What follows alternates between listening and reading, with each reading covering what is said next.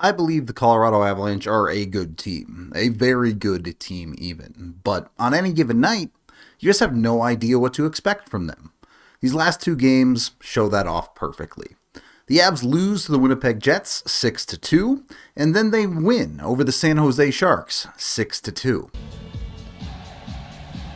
Before we dive in here, this is not going to be my normal video with a bunch of X's and O's and highlight breakdowns. There will be a few highlights in here, but I know a lot of people come for the replays and the breakdowns. It's not going to be this video. That's not your thing. I totally get it. I appreciate you. We'll be back to those normal videos in the next one.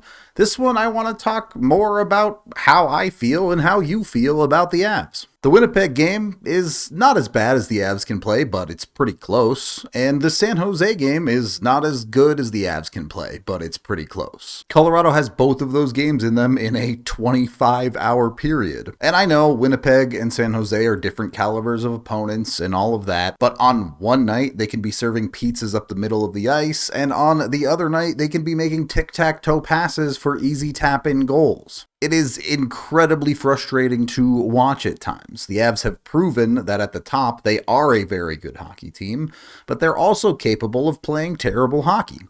And this is true to a certain extent of every hockey team, right? Every hockey team is going to lose games.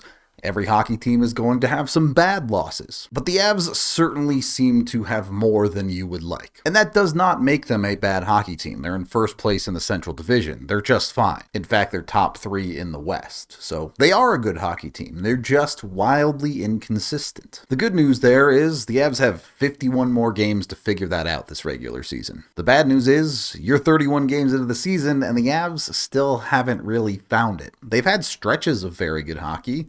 They've had stretches of bad hockey, and they've had a whole lot of back and forth, especially over the last 10 to 15 games. The Avs are capable of beating teams with everything. Their forwards and offense, their defense and defense, their goaltending.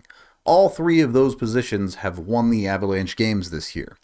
All three of those positions have lost the Avalanche games this year. You've had nights where your stars have carried you to victory. You've had nights where your depth has carried you to victory.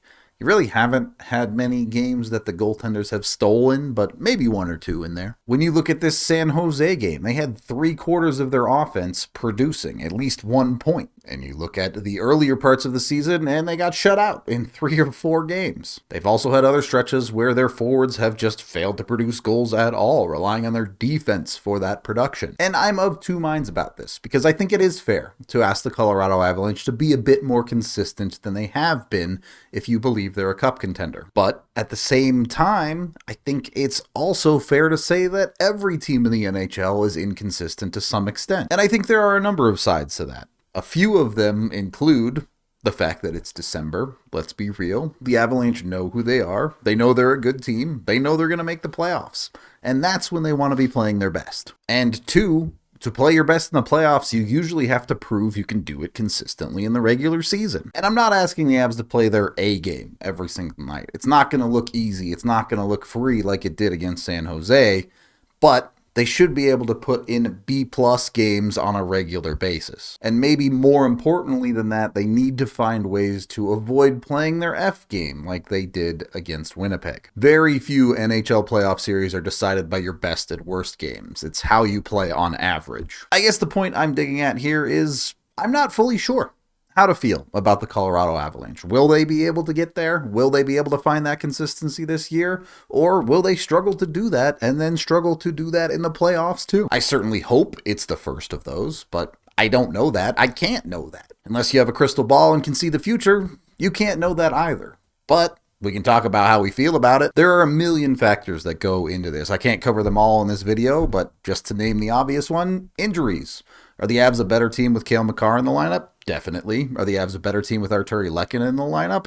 Definitely. Sam Girard, not necessarily an injury, but are they better with him in the lineup? Yes. So getting some of those guys back will make them better, but at the same time, more injuries will happen, and the Avs will not be better for some of those other players getting injured, whoever those may end up being. It is my job to watch the Avalanche and to analyze the Avalanche, sometimes to be critical of the Avalanche, but I got to watch a great hockey game on my birthday, and that reminded me that Watching hockey is also supposed to be fun. So I know in the next game, I'll be back to overthinking and overanalyzing everything and breaking down every little thing. But every once in a while, you have to watch hockey, you have to enjoy a game, and remember why we all love to do this.